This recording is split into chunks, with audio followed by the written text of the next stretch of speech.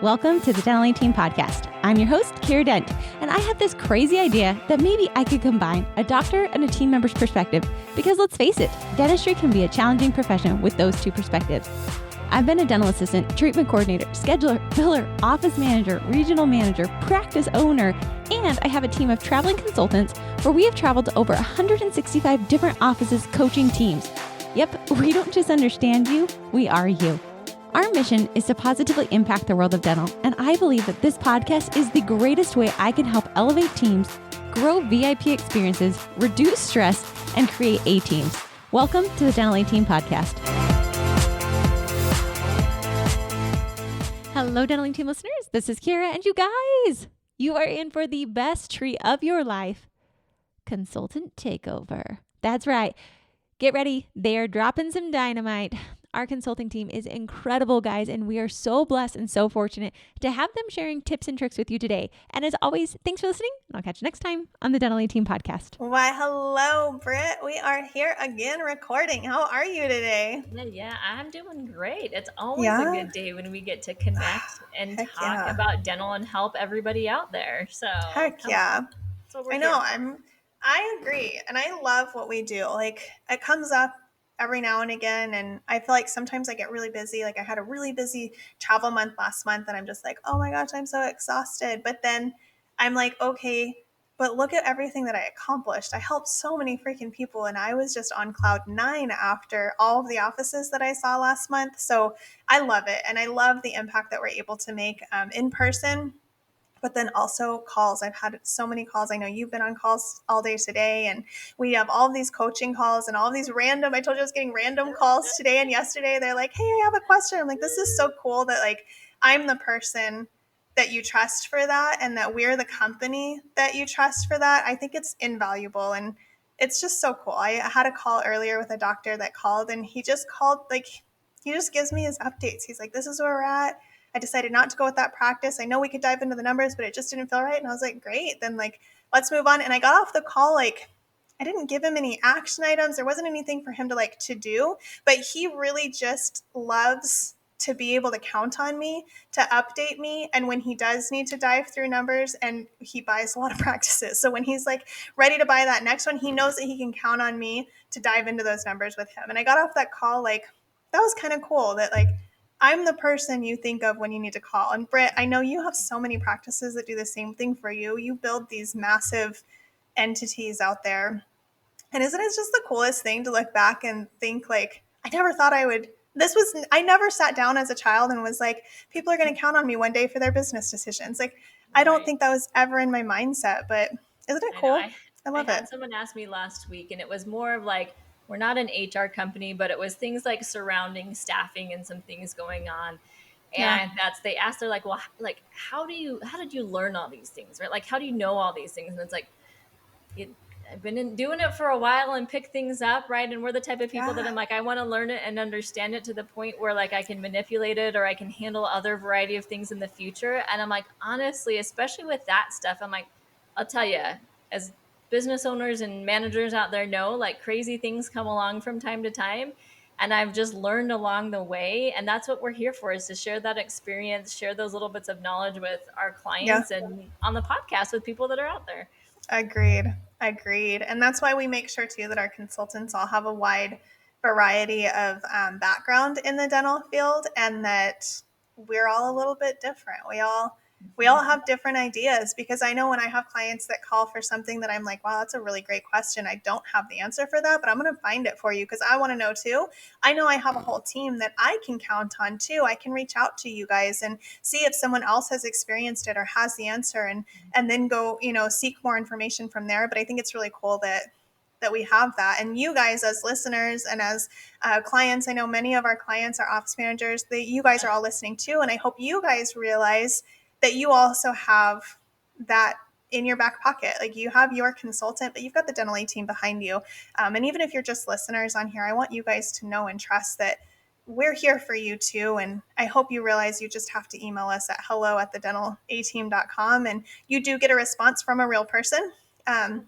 I think Kess is on the other side of that most of the time, and Shelby. And what happens is when it's something that needs to come through to us, they actually forward it to us. So typically you guys are getting a response from one of the consultants. So I just thought it was really cool. I wanted to tip a little bit on that and pop into what we're doing. So as cool as all that is, how do we prep for our freaking days? Like, how do you prep for your day, and how do you win your day?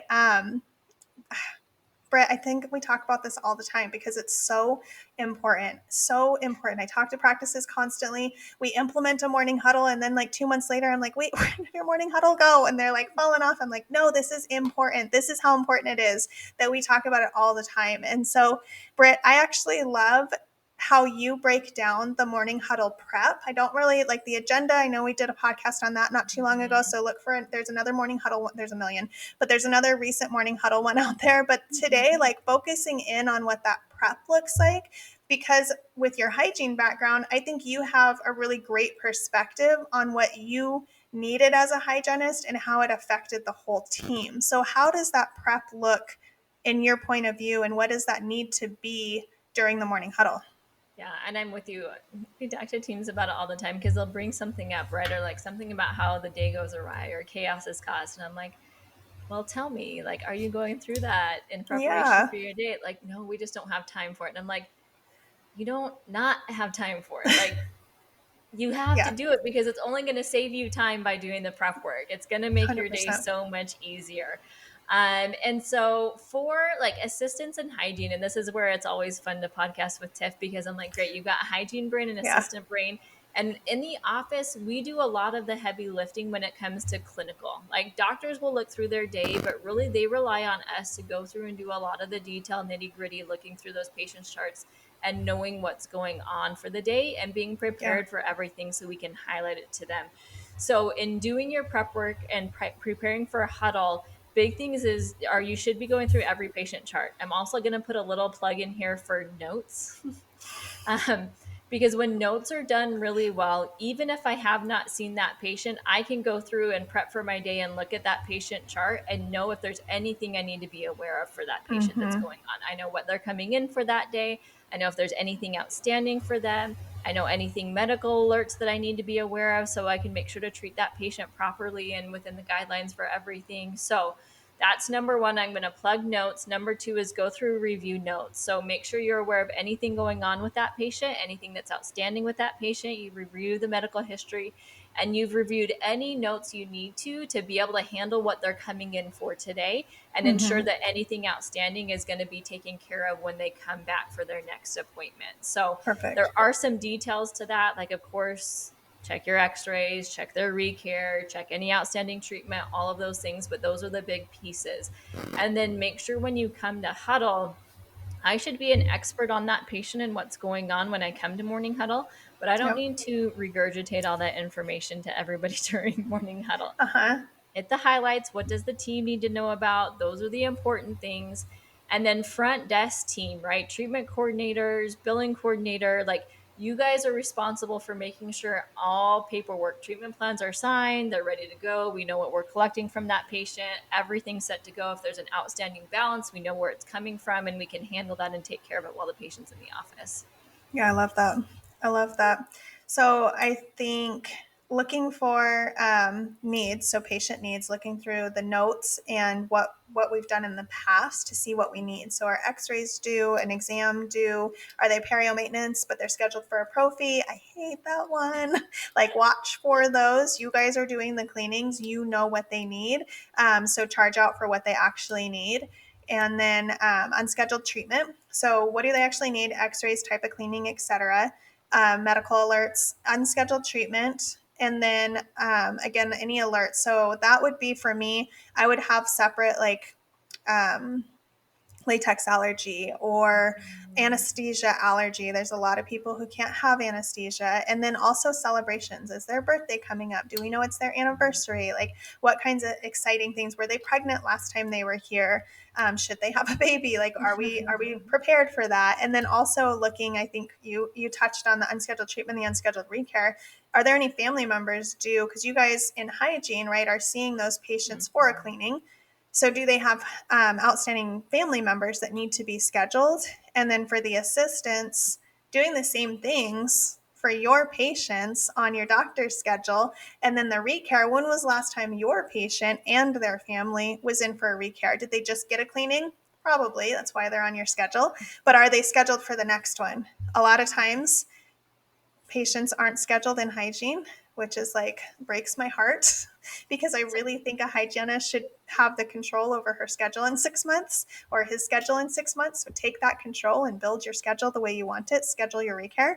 But it breaks my heart. Sometimes that doesn't happen. And I can tell you right now, as a previous treatment coordinator, what I would do is I would get into dental treatment mode and I would go straight for the treatment plan. What needs to happen, what needs to be done, schedule the treatment, and the patient leaves.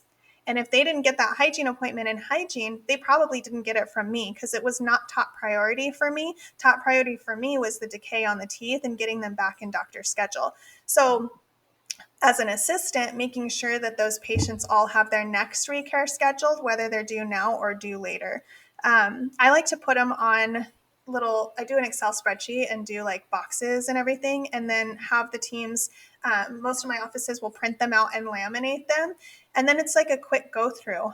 One piece that I pulled out that you did say was, we don't need to know everything, which also means I don't need to know every patient. And if you just added x-rays to a patient and there's nothing else to really know about that patient, as a dental assistant or a front office hygiene, like I don't need to know that. Just put it in the appointment and be done. Just know you did your chart prep correctly. So the things you're writing down and you're talking about in Morning Huddle are the things that are going to pertain to multiple people, not just yourselves. And dental assistants and doctors, that goes for you too. Hygiene does not want to hear if the crown is here ready to be seated or not. Like that is a side conversation. That is something that should have been done yesterday and should have already been talked about. Hygiene also doesn't 2 days, right? And hygiene also doesn't want to hear the teeth numbers of the fillings that you're doing on that patient at 10 a.m. You're not retaining it and it means nothing to anyone else. People tune out, and that's why morning huddles suck. So don't suck the life out of them. On a schedule, you don't need to say it. You don't need to say it, exactly. So we're talking about how can we win the day by providing better care for our patients. So what did they have that's been left undone treatment-wise, recare-wise? What can we do to ramp that up? And then what are any alerts and celebrations that we can be cognizant of when that patient comes in the door? Put it on a laminated sheet, write it down every day, wipe it off when you're done with Huddle, and move on. I think it's that easy peasy.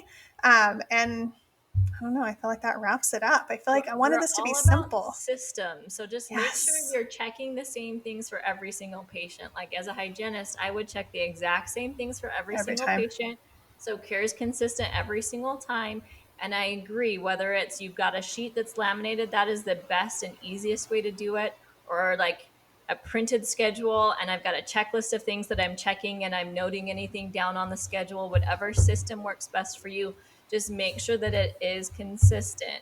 And yes, there are some things that just need to be expected, and that are expected to be done, such as the crown is here. Whatever we're doing that day is actually here. If there was an issue, it should have been brought up before. If there's still something to resolve, then of course bring it up. But those are things that are expected. You should be doing it, should be done. We don't need to hear that you did it and it's done. Exactly. I love it. I love it. Okay, so your action item after today is to go figure these things out. Look at how your system works and how are you going to pull that information. Create a sheet or email us if you need one, if you have one, because we've given it to you before and you're our client, or you've emailed me and asked me for it and you haven't used it. Go dig up that email and go put it into play. Laminate the sheet and start tomorrow, you guys. There's no time to waste. Just start tomorrow. Stop writing ideas down for the future and thinking one day we're going to come back around to it. You're not going to until you hear another podcast like this. And I'm telling you, we do them all the time for a reason, because there are some of you out there who haven't implemented it yet. So go implement it. Do it tomorrow. Okay. Talk with your team. Your action items are print the sheet of paper, reach out to us if you don't have one and you want a simple one. We've got it, easy peasy. Start tomorrow, and then doctor it to fit your team if you need to change it. That's totally fine, you guys. One size is not fits all here. So doctor it to fit your team if you need to, but give it a good shot and make sure you give it a couple weeks to see what really needs to be done. Britt, anything else you can think of? No, that's it. It's really easy, guys, and it's important. So go do it. good. I wanted this to exemplify how simple that could be, and I think we freaking nailed it. You guys, email us at hello@thedental18.com. We will be happy to send you over a morning huddle prep sheet or some ideas, and drop us a 5-star review. Let us know how that prep sheet goes for you. We're super excited to hear from you guys. Thank you, and we'll talk to you next time. And that wraps it up for another episode of the Dental 18 podcast. Thank you so much for listening, and we'll talk to you next time.